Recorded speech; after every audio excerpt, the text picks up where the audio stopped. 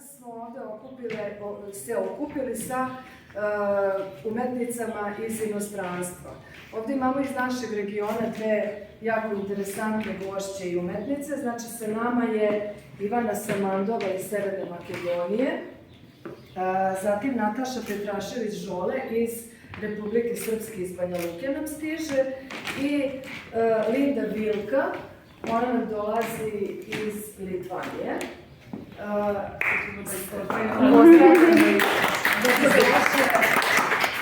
Ovo kreativna Evropa nas je spojila u jednoj tački, a ta tačka je naš Šabac. I upravo povod je ovo podneblje naše, Mačva, Šabac kao srce Mačve, da tako kažemo.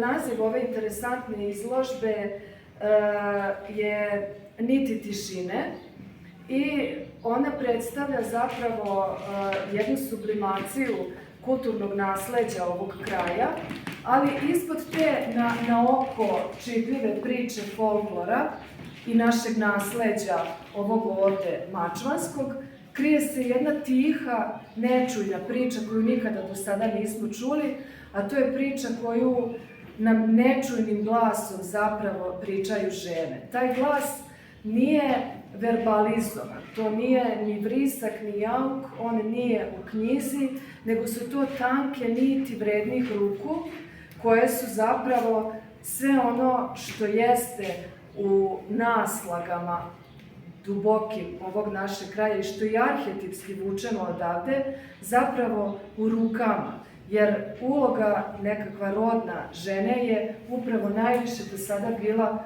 u rukama. Žene su tkale i ćutale i u toj tišini tu svoju bol taložile, jedna sa drugom delile, jedna drugoj govorile u suzama, u nitima, u rukama, u prstima.